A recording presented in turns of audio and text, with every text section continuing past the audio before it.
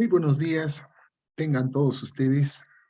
Vamos a dar inicio a la última clase de este curso prefacultativo virtual 2021 de la carrera de Derecho, de la materia de ética, donde tuvimos la oportunidad y tenemos todavía aún la oportunidad de mm, desarrollar el texto de Aristóteles, Ética a Nicómaco.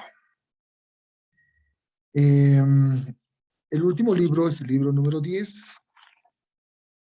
Este libro número 10 es un libro que abarca la página 325 hasta la 357 de la editorial Alianza Editorial. Bien, aquí vamos a hablar del placer, ¿no? Viendo un poco la línea de introducción, yo voy a dar lectura a esta primera parte, al primer párrafo del libro 10. Señala: a esto quizá le sigue el disertar acerca del placer.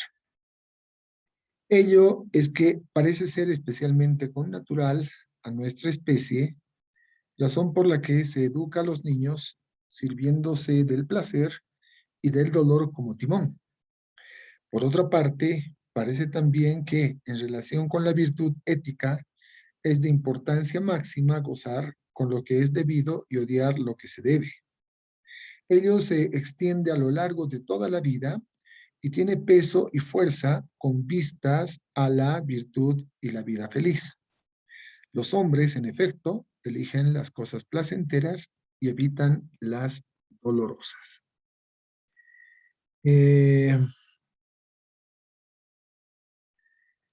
Vamos a ir avanzando en nuestra presentación. Ciertamente, se debe aprender del placer y el dolor para ser bien educados. Aristóteles cree que el bien supremo del hombre es la felicidad, ¿no? Y esta es la máxima virtud, ¿no? A diferencia de Platón, para quien el bien es único, la felicidad para Aristóteles consiste en el ejercicio perfecto de cada actividad propia del hombre, ¿no? Entonces, eh, hay hay dos tipos de placeres que hemos estado viendo en las anteriores clases, pero donde podemos establecer que el placer no es un bien supremo, ¿no? Eudoxo dice: todos los hombres aspiramos al placer como una especie de fin. Y el placer para Eudoxo es lo más supremo porque es lo contrario del dolor, que en realidad es lo más aborrecible, ¿no? Entonces Platón dice: el placer no es el bien supremo, pues la vida es mejor que esté unida con la prudencia que con el placer. Que el placer sea un bien sobre el dolor es un mal. No es correcto, porque el mal puede ser contrario a otro mal, que no es el mismo, ¿no? Y de la misma manera a una tercera especie de mal que es desemejante de las otras dos. Eh, voy a ver, es que como es la última clase, eh, tenemos que calcular el tiempo y yo al final de esta clase he colocado unos cuadros y he colocado unas preguntas que creo que son necesarias para poder entender el mensaje, no solo de la ética aristotélica como una virtud, sino también en el afán de comprender el para qué estudio derecho, por qué estudio derecho, ¿no? Y qué ¿qué pretendo estudiando Derecho? Entonces, por ello es importante y estoy ordenando un poco la hora y el cronómetro. Bien, a ver, aquí es bueno un poco recordar lo que pasaba eh, en, digamos, algunas escuelas que un poco generaban cierta discusión con la posición aristotélica, ¿no? Por ejemplo, durante el periodo helenístico, las distintas corrientes éticas mostraron sus diferencias con respecto al tema del bien. En el estoicismo, el bien representa la virtud más alta, como también señala Platón. Esta se consigue, ¿no?, viviendo de acuerdo con la naturaleza a la que consideran un todo ordenado y racional. Entonces, para alcanzar el bien o la virtud, han de evitarse por completo las pasiones, ¿no? El dolor, el temor, los placeres, el deseo sensual, ¿no?, mediante un autocontrol, un autodominio, ¿no? Eh, entonces, en el terreno del conocimiento es posible ser virtuoso o bueno a través de la epoye o suspensión del juicio, ¿no? Pero hay otras escuelas que hablan de otra manera, ¿no?, como el hedonismo o el eh, epicureísmo, ¿no? El hedoísmo, por ejemplo, considera que el bien es la satisfacción del placer sexual, ¿no? Hedón, ¿no? Mientras que el epicureísmo considera que la felicidad del hombre consiste en la búsqueda del placer, pero no cualquier placer, ¿no? Un placer moderado que se consigue obrando con un buen cálculo, ¿no? No elegimos cualquier placer, sino que eh, a veces evitamos placeres porque de ellos se deriva un dolor mayor, ¿no?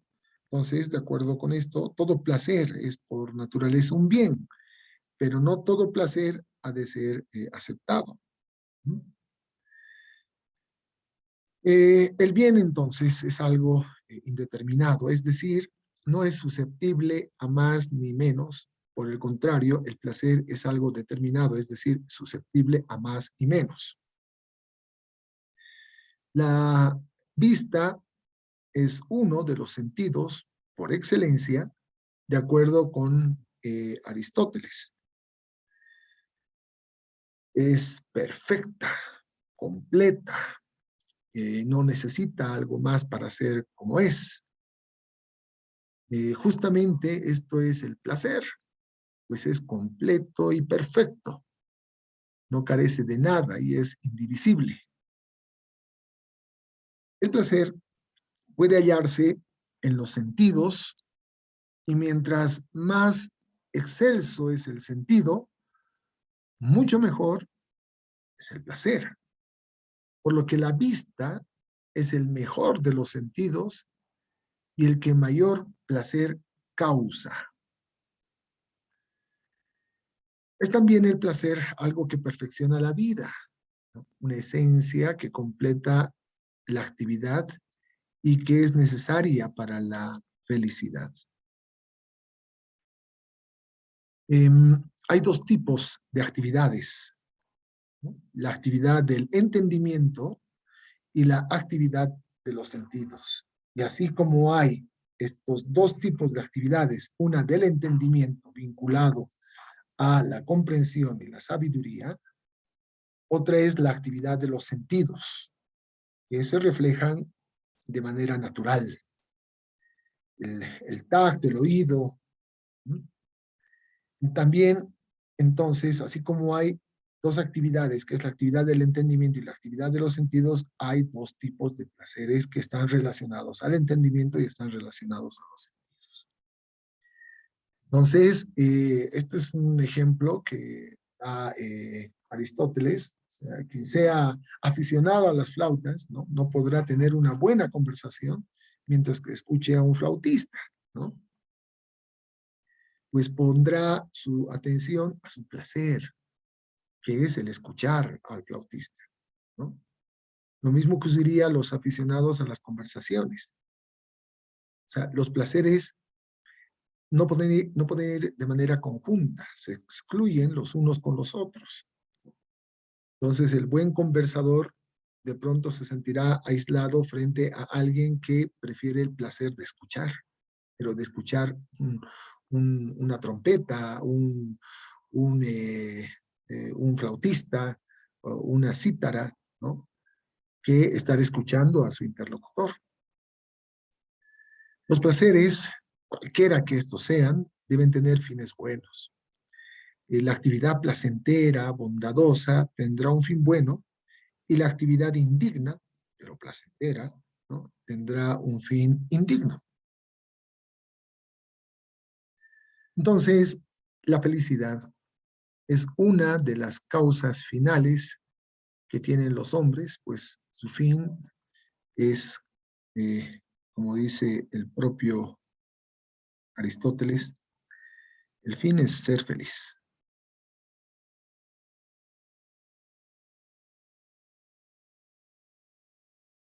La felicidad es entonces una actividad que se inclina hacia el bien y hacia lo deseable, y no deseable por otra cosa, sino que por sí misma.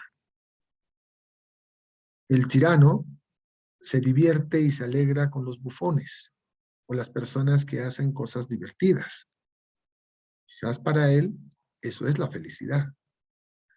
Sin embargo, siempre lo serio, aquello obtenido con esfuerzo, será mejor que lo que causa risa, que es temporal. En cambio, lo serio, que es obtenido con ese esfuerzo, se propone para algo importante. Por lo tanto, la felicidad consistirá más en el esfuerzo que en la diversión.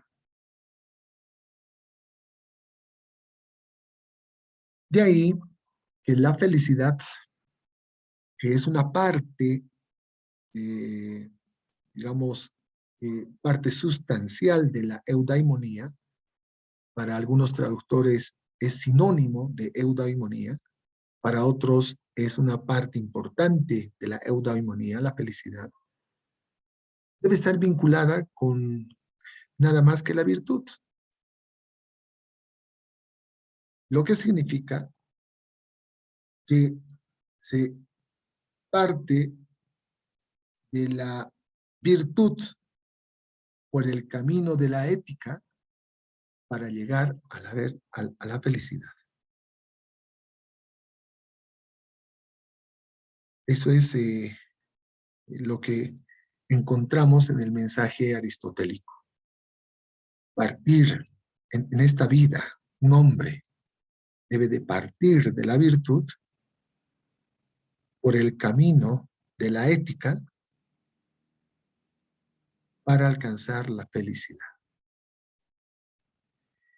En esos tres ámbitos podemos encontrar un buen vivir o un espíritu bueno o un vivir bien o una vida buena, como pretende reflejar la eudaimonía.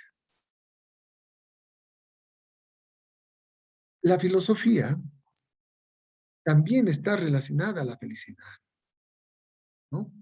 Pues la vida contemplativa, ustedes recuerdan, hemos hablado que existen tres formas de vida. Una primera forma de vida es el placer, la segunda el honor y la tercera la contemplativa. Entonces, la vida contemplativa, que hace referencia a la sabiduría, a la inteligencia, al conocimiento, ¿no? Hace que podamos ver con mayor precisión los errores que hemos cometido, ¿no? Y enfrentarnos mejor a los que vengan. Si queremos tener una vida contemplativa, también tendremos que tener autosuficiencia. El sabio tiene autosuficiencia. En efecto, los sabios tienen esta característica de ser autosuficientes, ¿no? Entonces, al ser autosuficientes, al haber pasado por la virtud ética, eso que hace bueno al ser humano, y alcanzar una virtud dianoética por la inteligencia, el conocimiento y el pensamiento, entonces llega a ser feliz, alcanza la felicidad. Esto no significa que el sabio no debe estar con amistades o acompañado. De hecho, él puede ser feliz también de estas dos maneras. En la vida contemplativa, el hombre sabio no requerirá de la acción para ser feliz, pero como debe ser también virtuoso, el sabio necesita imperiosamente relacionarse con los demás y darles su consejo, lo que no significa que la acción es totalmente necesaria. Una forma de manifestar una posición de virtud dianoética que tiene Aristóteles, porque eh, repite y deja en evidencia lo evidente, que él está enseñando, que él es el sabio, que él está compartiendo el conocimiento y que él a través de ello tiene amigos y por lo tanto es feliz. Los dioses no necesitan de acciones o movimientos porque son perfectos. Y como perfectos solo les resta la vida contemplativa. La vida contemplativa que hace a los sabios y acerca a los dioses. Entonces, un dios no puede estar triste ni sufrir dolores. Esta es la completa felicidad. O sea, los dioses son felices. No es necesario estar absolutamente lleno de bienes ni tampoco de honores para ser feliz. Siempre se debe escoger el término medio y preferir los bienes externos con moderación. Ya sabemos que los excesos o los extremos no te hacen feliz. Es lo que señala Aristóteles y es lo que vimos a lo largo de los anteriores libros de Ética Nicomaquea. Entonces, los hombres adquieren la virtud por naturaleza, por hábito y por instrucción. Decimos por naturaleza porque es por una herencia u otorgamiento divino, por hábito en cuanto a la costumbre de aprender y practicar, y por instrucción, pues ahí está el alma predispuesta a conocer. Entonces, no solo se obra bien conociendo lo que es la virtud, sino que también hay que practicarlos una vez que se conoce. Uno de los deberes de los legisladores, y este es un aspecto que ha trascendido a lo largo de la historia, y la gran importancia de la norma, la gran importancia de la lex. Por eso los romanos repetían la obligatoriedad de conocer o de educarse, y por eso decían dura lex lex. La ley es dura, la ley es fuerte, pero es la ley, ¿no? Entonces, los legisladores deben de exhortar a los jóvenes a seguir una instrucción digna y virtuosa, ¿no? Y al mismo tiempo premiar al virtuoso y castigar al desobediente.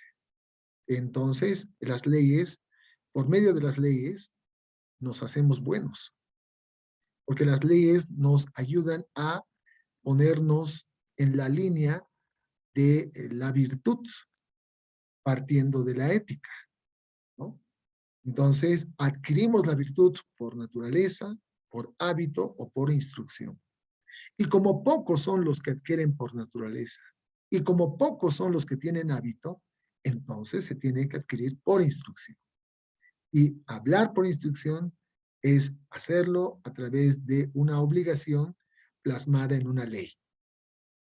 Entonces, la ley ya debe ser cumplida, ya no por costumbre, sino por obligación. De tal manera que para encontrar las virtudes, estas virtudes que nos ha señalado Aristóteles del coraje, la templanza, la generosidad, la magnificencia, la magnanimidad, la paciencia, la verdad, la astucia, la simpatía, la vergüenza y la justicia, debemos de conocer por instrucción.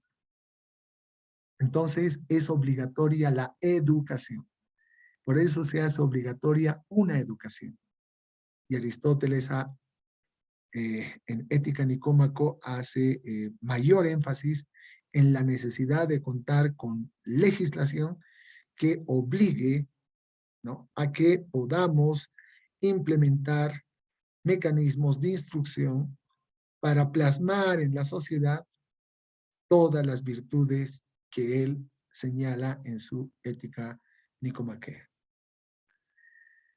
Hay una parte donde dice, pues bien,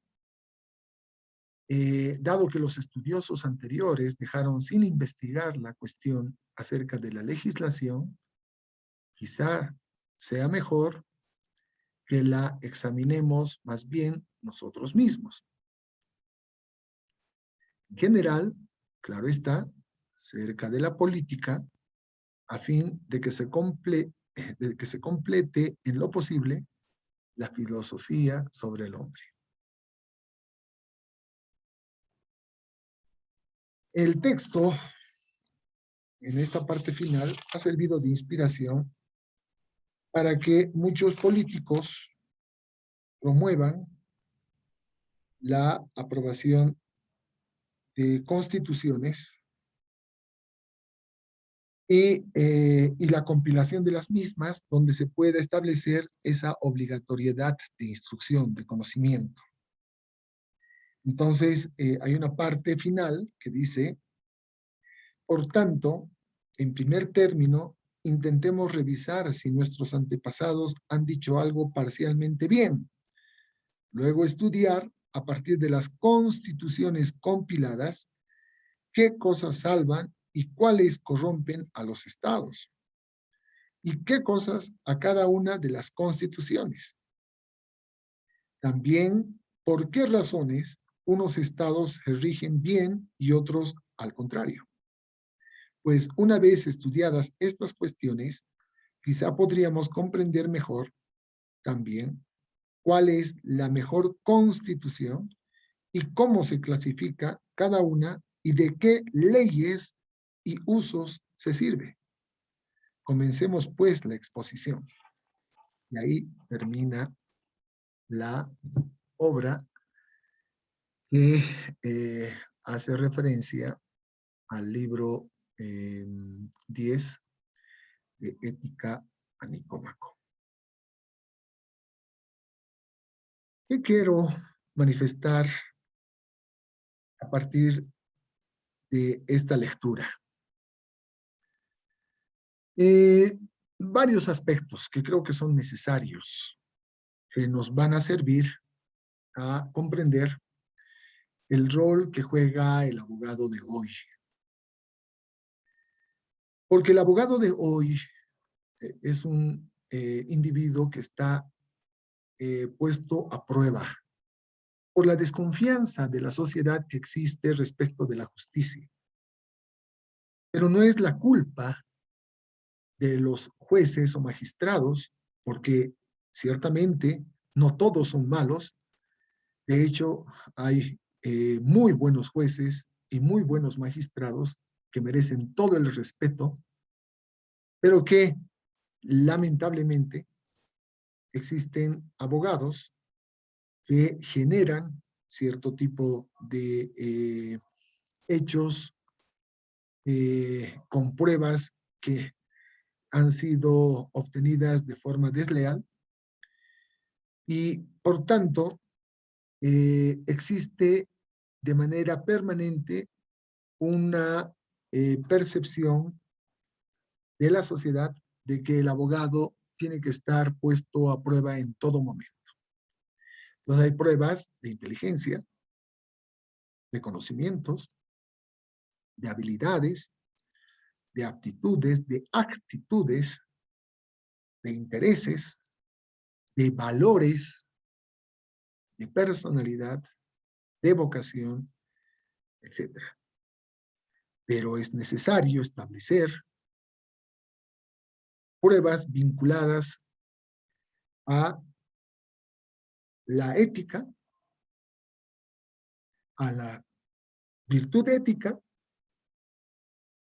a la forma en que este postulante puede asumir como parte de su vida las virtudes aristotélicas, cómo este postulante a ser abogado puede entender los placeres necesarios y obligatorios y los placeres apetecibles y voluntarios, ¿no? Cómo puede identificar las formas de vida a partir del placer, el honor o una forma de vida contemplativa, y cómo este futuro abogado puede adquirir la virtud, y cómo podemos identificar esa virtud por naturaleza, por hábito o por instrucción. Pero para la instrucción, que es la que da la universidad, tenemos que ver que exista un alma predispuesta, como dice Aristóteles. Un alma predispuesta de aprender las virtudes. Porque se parte de la virtud por el camino de la ética para llegar a la felicidad. Y para llegar más allá de la felicidad, que es la eudaimonía. Ese espíritu bueno, ese vivir bien, que también rescata nuestra Constitución Política del Estado en el artículo 8, cuando habla del summa camaña, habla del summa causa, del ñanderecó, que si bien en español no puede traducirse en algo efectivamente real, como así no puede traducirse la eudaimonía del griego, pero por lo menos podemos entender que se refiere a esa vida buena, a ese vivir bien, no de uno, sino ese vivir bien de todos en la sociedad.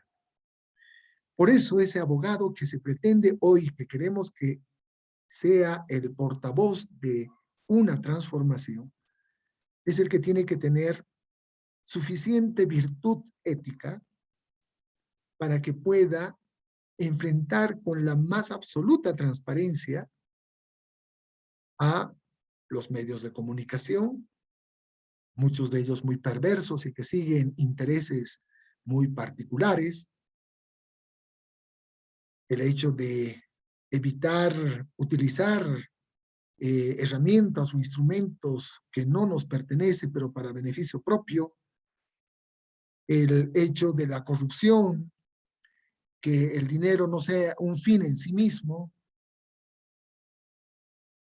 el tema de los placeres, de los diferentes placeres, como hemos señalado en la obra de Ética Nicomaquea. Entonces, ante la ausencia de una ética individualizada, ¿no?, es preciso contar con la creación de códigos de ética entre grupos de colegas y estudiantes, o por lo menos esos códigos de ética, aunque no sean escritos, pero que existe el compromiso de tener esa alma predispuesta a adquirir las virtudes que pueda brindar nuestra magnífica Facultad de Derecho y Ciencias Políticas. Como antes, hoy y de manera permanente, se discute, pero mucho sobre ética, ya sea en materia de comunicación, ya sea en materia de medicina. Esto del COVID-19 nos ha mostrado también una visión ética. Es muy importante, es muy duro. Hay algunas realidades que estamos conociendo de algunos médicos que han actuado por ignorancia y han dejado de que muchos mueran por ignorancia, vuelvo a reiterar. Hay también temas éticos en materia electrónica o tecnológica, en economía, en política, cultura y naturalmente en derecho, entre otros. Y la ética está empezando nuevamente a revolotear las sociedades postmodernas y de pronto es necesario conocer lo que nos dice la experiencia de los sabios. Y por ello recurrimos a uno de los más grandes, Aristóteles. Por ello hemos hablado de Ética Nicómaco, que es la obra más completa, que cuando alguien es docente o alguien es padre, tiene la posibilidad de utilizar como fuente primaria esta obra para poder dar a conocer valores de virtud ética o dianoética, esa virtud aristotélica del coraje, la templanza, la generosidad, la magnificencia, la magnanimidad, la paciencia, la verdad, la astucia, la simpatía, la vergüenza y la justicia. Y ello tenemos que alcanzar a los estudiantes de derecho siempre que en ellos existe un alma predispuesta para poder aprender, interpretar, conocer y principalmente practicar virtudes éticas. El hombre es un ser social por excelencia, hemos señalado. No podemos vivir aislados, no podemos ser Robinson Crusoe, no podemos estar alejados de un contacto directo entre nosotros. Los seres humanos somos seres que necesitamos del otro, pero necesitamos del otro basado en la confianza. Pero es evidente que podemos encontrarnos con personajes tan especiales como este, que es de ficción de una película, El Señor de los Anillos. Entonces, así como este tipo de personajes existen en la sociedad, ¿confiaríamos en él? Muchos dirán que no, definitivamente no, pero otros dirán depende.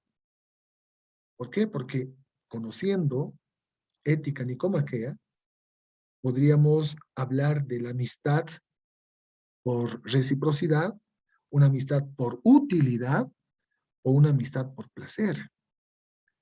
Entonces, podríamos ver en qué medida personajes como este podrían sernos útiles. Ahora, la ética no es solo una palabra, no es decir, yo soy ético, quiero que me vean, soy ético. No, la ética va más allá de una simple palabra, está en función de los actos, está en función de lo que hacemos, está en función de nuestra conducta, está en función de nuestros hábitos, está en función del ethos, de la costumbre, aquello que nos hace buenos como seres humanos. Eso que decía Aristóteles, la eudaimonía, como ese espíritu bueno al que podemos alcanzar nosotros y depende de nosotros. Nos esforzamos, si tenemos esa alma predispuesta que decía Aristóteles. Vamos a pasar por una serie de placeres, pero lo importante es identificar y tener la posibilidad de determinar lo continente y lo incontinente, porque existe incontinencia. Hay incontinencia de prestigio, hay incontinencia per se y hay una incontinencia de prestigio en extremo, como hemos manifestado en clases. Entonces, la conducta, el hábito, la costumbre, el cómo nosotros nos mostramos frente a los demás, nos refleja con absoluta claridad qué valores, qué virtud ética nosotros hemos alcanzado. No es un letrero, no es un letrero o un juego de luces donde nos colocamos en la frente y decimos, yo soy ético, mírenme. O sea, no existe esa posibilidad, es la conducta. Entonces, el abogado no debe brillar solo por su acopio de conocimientos, sino por la rectitud de su conducta, la conducta ante todo. Y esa conducta es el resultado de su virtud ética. Porque de esa forma, también como abogado, uno va a alcanzar la felicidad, que es a donde queremos llegar, o a la eudaimonía, a ese espíritu bueno, al vivir bien. Lo ético se refleja en las actividades de la vida diaria, todas las actividades de la vida diaria.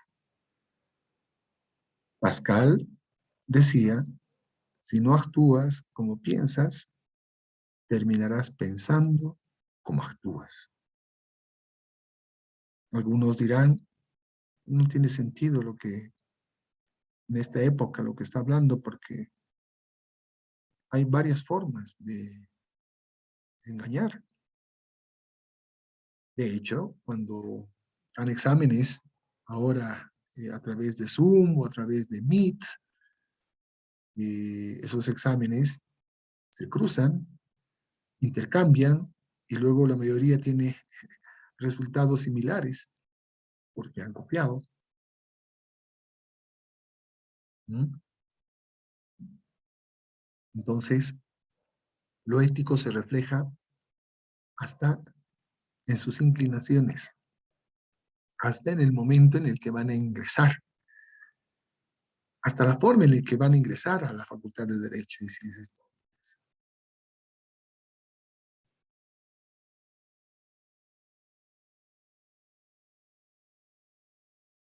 La ética la podemos ver en diferentes escenarios, pero donde más destaca o donde más se puede reflejar este aspecto es en el ámbito de la corrupción, que ya es un ámbito delictual. Eh, pero, por ejemplo, hay algunos funcionarios o algunos trabajadores donde podemos ver que las horas en el Internet son mayores al trabajo, pero es Internet simplemente de placer y no de trabajo. Que acelere trámites para unos en desmedro de otros. Eso igual rompe los valores éticos. Que el compañero marque tarjeta o ponga algún pretexto a nombre de otro, ¿no? Ahora están con el biométrico. Que le diga al amigo que busque palos blancos para determinadas contrataciones. Que el futuro funcionario haga sus propios términos de referencia. Que las declaraciones de bienes a la Contraloría General del Estado pues sean absolutamente inventadas, ¿no? Entonces entran señalando de que tienen 1.000.000 cuando en realidad tienen 10, con la expectativa de que cuando salgan van a tener 1.000.000. ¿Mm? O que se compre facturas y se siga comprando facturas para el régimen complementario al IVA, por ejemplo. O sea, estas conductas, simplemente como ejemplos, nos muestran el nivel de valores y antivalores que uno tiene y en qué medida puede o no alcanzar la eudaimonía. La suma de esas conductas individuales determinan la valoración de una sociedad, ¿no?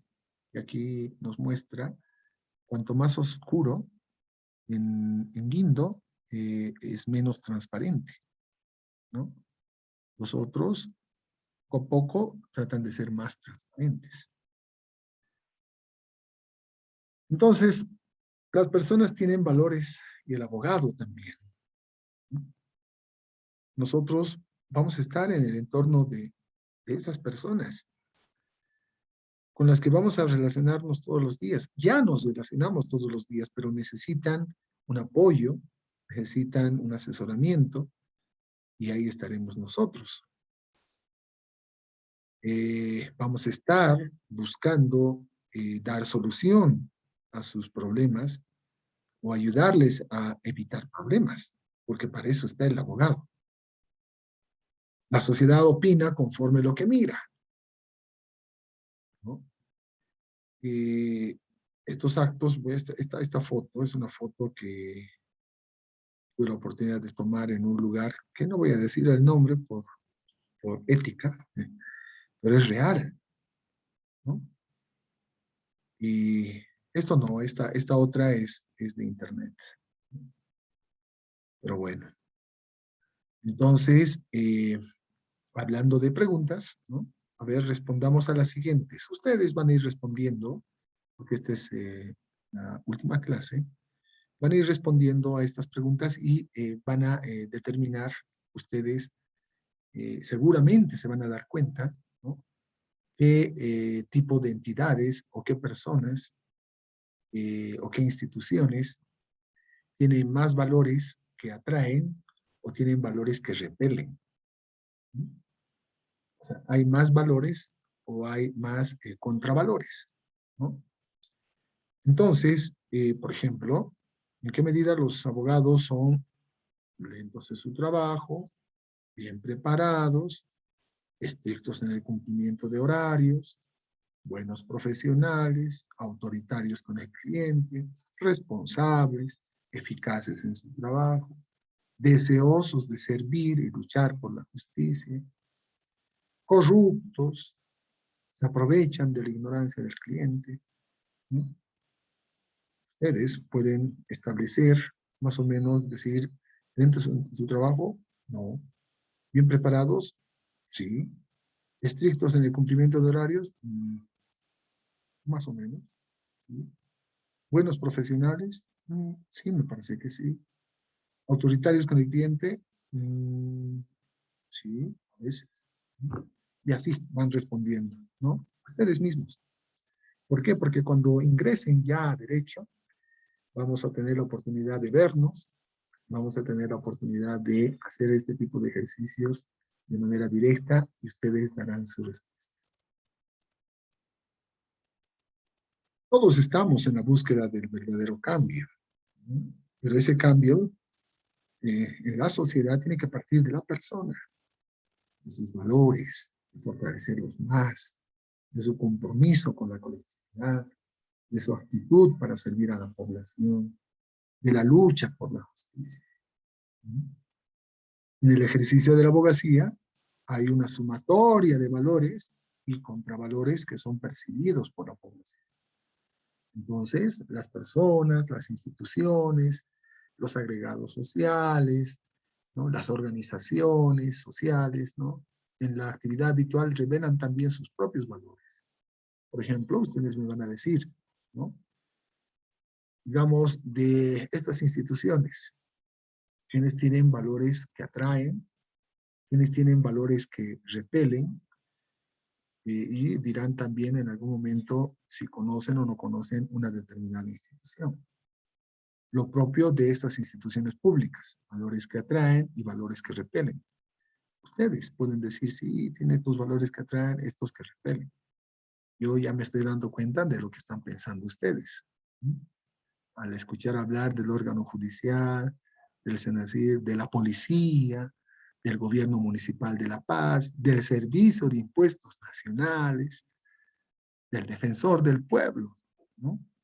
Entonces ustedes dirán si tiene más valores que atrae o más valores que repele. ¿Cómo valora el ser humano entonces? Pues las personas valoran al preferir, al estimar, al elegir unas cosas en lugar de otras, al formular metas y propósitos personales. Las valoraciones se expresan mediante creencias, intereses, sentimientos, convicciones, actitudes, juicios de valor, acciones. Todo lo que hemos visto en ética nicomaquea. Espero que estas 10 clases les haya dado una pauta de lo que significa la ética.